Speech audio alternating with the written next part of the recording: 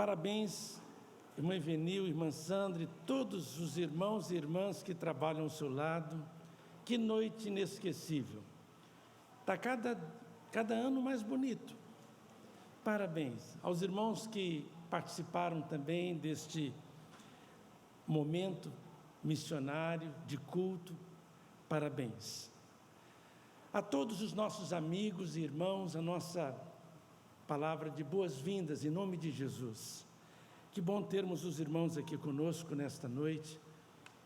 Aos irmãos que estão em casa acompanhando esse culto, que Deus possa abençoá-los também ricamente. Aos irmãos que estão na introdução, na mídia, no som e com as crianças, irmãs, a nossa gratidão.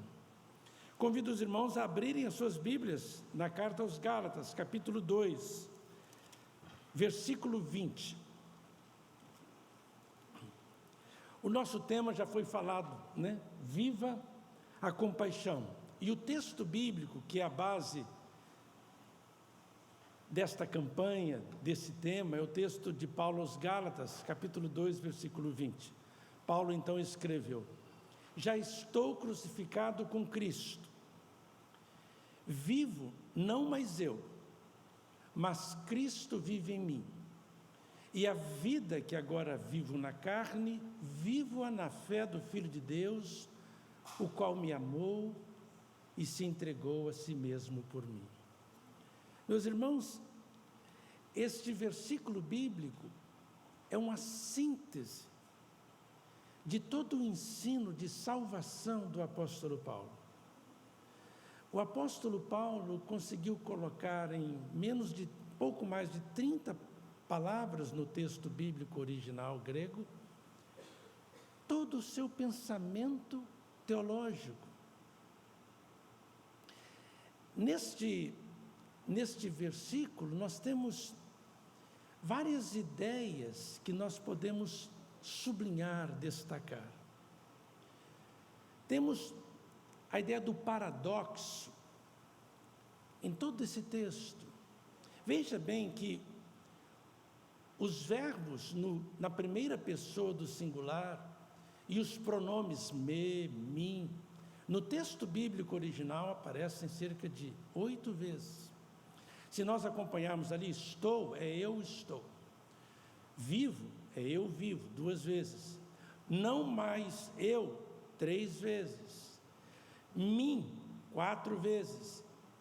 E a vida que agora vivo, 5ª vez. Vivo, 6ª vez.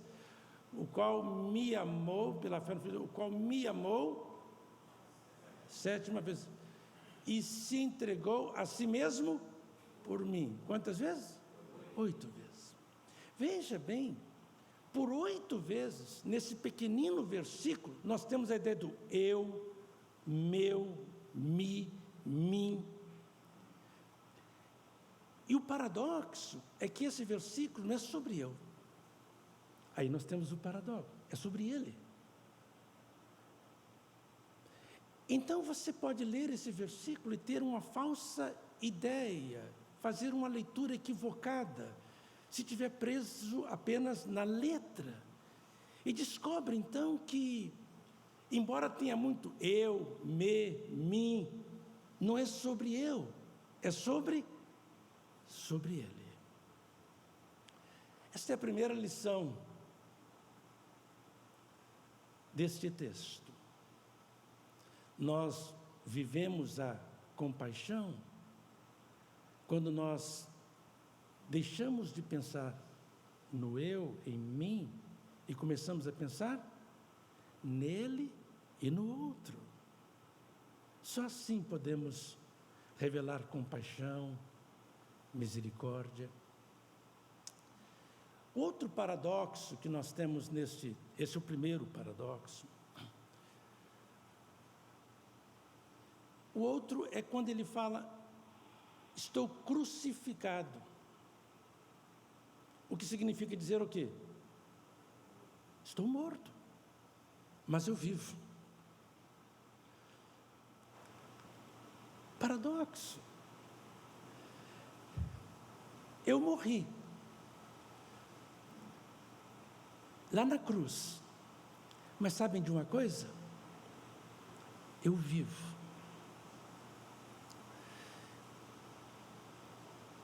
Então você vai destacando e ficando impressionado com essas ideias, com esses paradoxos.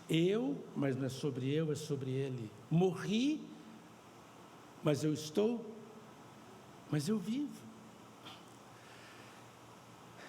Eu morri para quê? Eu morri para o mundo. O mundo não tem mais poder sobre a minha vida. Eu morri também para a lei. A penalidade da lei, o juízo da lei, a sentença da lei, não tem mais poder sobre mim. Na verdade, está no âmbito forense, no âmbito do fórum, no âmbito do direito. Eu morri para o mundo, mas eu morri também para a lei. A lei não me alcança mais. O veredito da lei de Moisés, da lei deste mundo até mesmo,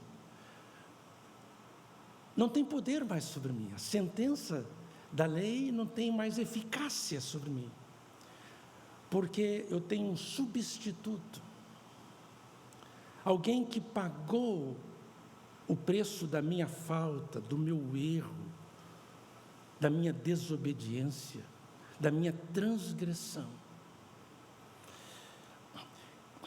E eu precisaria de mais tempo para mostrar para os irmãos os textos que dão base a tudo isso. Textos de Paulo, na verdade. No capítulo 6 de Gálatas mesmo, no versículo 14, ele diz, o apóstolo Paulo diz, muito bem, mas longe esteja de me gloriar-me, a não ser na cruz de nosso Senhor Jesus Cristo, pela qual o mundo está, quer dizer, o mundo morreu para mim, o mundo não tem mais poder sobre a minha vida. Em Romanos capítulo 8, versículo 1, nós temos esta ideia de Paulo sobre a lei não tem poder sobre mim. Portanto, agora nenhuma condenação há para os que estão em Cristo Jesus. Então a lei não me alcança mais, eu não sou condenado por ela não tem poder sobre mim. Tudo porque eu estou crucificado com Cristo. Eu morri. Então, esta ideia nós temos em toda a literatura paulina, na verdade, né? Em Gálatas, no capítulo 2 mesmo de Gálatas, o contexto imediato deste texto nos revela isto. O apóstolo Paulo, ele diz, por exemplo, no capítulo 2, versículo 16, sabendo, contudo, que o homem não é justificado pelas obras da lei, mas pela fé em Jesus Cristo. Então eu sou declarado justo, eu estou quites perante a lei, aos olhos de Deus do justo juiz, mas não por causa da minha performance em cumprir a lei, mas porque eu morri com Cristo, eu estou crucificado com Cristo e vivo. Vamos voltar para o versículo 20, por favor. Então Paulo vai falando sobre isso, né? Então ele diz, eu estou crucificado, mas eu vivo. Imediatamente ele diz, mas na verdade, não sou eu quem vivo. Não sou eu quem vivo. Como assim? É Cristo que vive em mim. Então ele passa a ideia de que, na verdade, é o poder de Cristo através do Espírito Santo de Deus, do Espírito de Cristo, que habita em mim, que eu recebi como um presente e fui adotado na família de Deus por causa de Cristo. Então recebemos esse Espírito, então o Espírito de Cristo vive em mim. Então, na verdade, não sou eu quem vivo, mas Cristo vive em mim. A cada dia eu vou sendo transformado à imagem de Cristo. Cada dia mais um pouco. Cada dia eu me levanto e vou para a cruz e me crucifico com Cristo. Isso não significa flagelo físico, como aconteceu em alguns momentos da história do cristianismo. Não é pelas obras da lei, mas pela fé que eu tenho em Cristo Jesus. Esta união com Cristo, pela fé. Então ele diz: vivo, Cristo vive em mim. Então, a cada dia eu vou revelando mais Cristo. Nós encontramos esta ideia na segunda carta do apóstolo Paulo aos Coríntios. Paulo fala sobre isto. No capítulo 4, ele diz que nós somos transformados. Nós somos transformados à imagem de Cristo, né? Então nós somos transformados de glória em glória, né? E por causa de Cristo Jesus.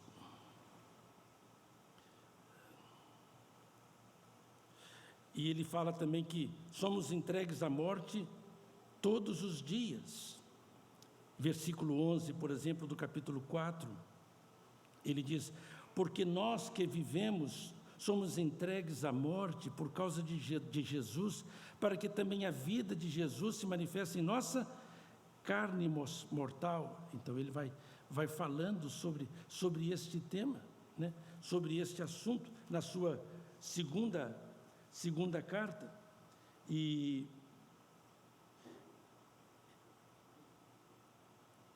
então ele vai falando, por exemplo,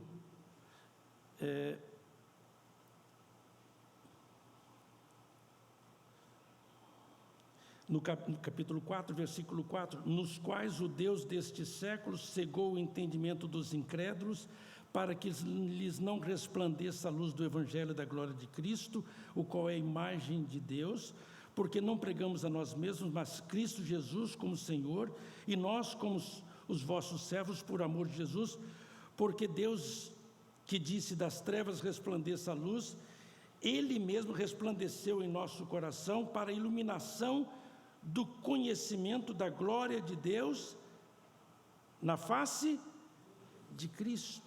Então ele vai falando sobre este tema, que nós vamos então revelando a Cristo, morremos todos os dias com Cristo Jesus, e assim nós vamos revelando a Cristo. Outra coisa interessante no capítulo 2 de Gálatas, versículo 20, que eu gostaria de deixar com os irmãos. Capítulo 2 de Gálatas, versículo 20. É que Paulo vai falando: e a vida que agora vivo na carne. Interessante, a vida que agora vivo na carne. A palavra carne, de uma forma geral, no Novo Testamento, significa amizade, inimizade com Deus, contra Deus. Mas aqui não. Aqui, a vida que agora vivo na carne, significa a vida que eu vivo nesse meu corpo, com este corpo. Essa é a ideia. Essa palavra do apóstolo Paulo nos ensina que sempre que lermos a Bíblia, sempre que abrimos a Bíblia, estudamos a Bíblia, precisamos tomar muito cuidado para não nos precipitarmos em tomarmos uma palavra com sentido absoluto, como se aquela palavra tivesse apenas um sentido, um significado no texto bíblico. Não tem. Nesse mesmo texto de Paulo, Paulo fala sobre as obras da carne e as obras do Espírito, no capítulo 5. Mas aqui, carne é, na verdade, essa nossa casa, esse nosso eu exterior. Então ele diz, a vida que eu vivo na carne, com esse meu corpo, com essa minha personalidade, com esse meu eu vivo na fé do Filho de Deus, o qual me amou e se entregou a si mesmo por mim. Então aqui nós temos a palavra fé, nós temos a palavra Filho de Deus, que é Jesus Cristo, e nós temos a palavra o amor, ele me amou e se entregou a si mesmo por mim. Quanta coisa neste texto. Esta ideia, Cristo, mas Cristo vive em mim, eu vivo em Cristo, essa expressão em Cristo, nele, esta expressão ocorre no Novo Testamento cerca de 180 vezes. Mais de 140 vezes, esta expressão é só no texto de Paulo. Esta é uma expressão favorita, é uma marca registrada da literatura paulina, do texto paulino, da obra de Paulo. Então, estar em Cristo. Isso que Jesus ensinou no capítulo 15 de João, quando diz, eu sou a videira verdadeira e vocês são os galhos, os ramos. Permaneçam em mim. Se vocês permanecerem em mim, vocês vão dar muitos frutos.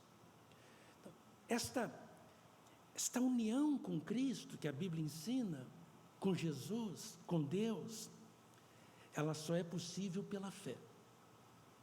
Nós estamos unidos com Ele, não por causa das nossas obras, não por causa da lei, não por causa da nossa performance. Nós estamos unidos com Cristo porque nós confiamos nele. Confiamos em que nele? Na obra do Filho dele, na morte dele por nós, a pena que eu merecia, ele sofreu. O castigo que me traz a paz, ele sofreu. A Bíblia nos ensina que quando eu me uno a Cristo, me uno a Deus, sou batizado em Cristo, mergulho em Cristo, pela fé, eu tenho todos os benefícios desta minha união com Cristo Jesus. Que benefícios? Eu sou declarado justo aos olhos de Deus, estou livre da pena do pecado, do poder do mundo, tenho perdão para os meus pecados, tenho a paz de Deus no meu coração, posso andar de cabeça erguida, e mesmo que o mundo e que a lei me condene, eu sou declarado aos olhos de Deus o quê? Justo, perdoado, salvo. E isto é compaixão. Mas de quem? De Deus, de Jesus. A palavra compaixão no Antigo Testamento era ram. O adjetivo era rum. O adjetivo compassivo nunca aparece no Antigo Testamento, a não ser em relação a Deus. No Antigo Testamento não existe uma ocorrência E há várias. Nenhuma ocorrência do adjetivo compassivo, a não ser tendo Deus como sujeito. Ele é compassivo. Rahum. Nós encontramos esse texto na Torá, na lei. Nós encontramos esse texto nos livros proféticos, nos Ketuvim. Nós encontramos esse termo, esse adjetivo nos escritos, né? Nos Neviim, que são os profetas, no Ketuvim, que são os escritos, em todas as 3 partes do Antigo Testamento, do cano, do hebraico.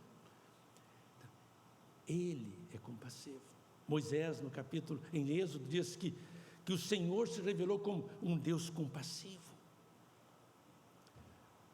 No livro de Joel, o profeta diz que vocês podem se converter para o Senhor, voltem para Deus, rasguem, mas não seus vestidos, mas os seus corações, e voltem para Ele, porque não vai ter castigo, vocês não vão ser punidos, porque Deus é compassivo. Jonas, no capítulo 4, ele diz para Deus: eu não vou a Nínive, eu não fui a Nínive, eu não queria ir lá, porque eu sei que o Senhor é o quê? É um Deus compassivo, que quando se ouvisse o arrependimento dos ninivitas, o Senhor não iria destruí-los como eu queria que o Senhor fizesse. Então você vai encontrando isto no livro das crônicas e nos livros dos salmos, e você vai encontrando essa nota. Já estou crucificado com Cristo, disse Paulo. E vivo não mais eu, mas Cristo vive em mim. E a vida que agora eu vivo na carne, neste mundo, nessa cidade, no trabalho, dentro do carro, dentro da condução, esta vida que eu vivo, na verdade eu vivo pela fé em Cristo Jesus, e por isso eu me torno beneficiário. Eu ganho todos os benefícios inimagináveis por estar crucificado com Cristo Jesus.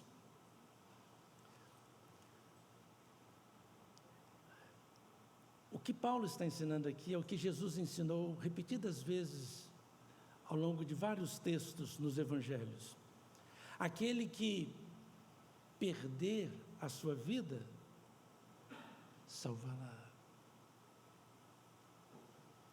Aquele que entrega a sua vida, ele vai encontrá-la, ele vai achá-la, ele vai descobrir o seu verdadeiro eu, vai salvar o seu eu, o seu self, a sua real identidade, que o mundo tem alterado, deturpado, machucado, ferido, que o diabo, que Satanás tem destruído. Então quando você, esse não sou eu preciso morrer com Cristo. Quando você faz isto, Cristo recupera o seu eu, salva o seu eu, cura o seu eu, harmoniza-o,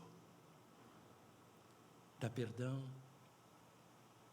dá paz.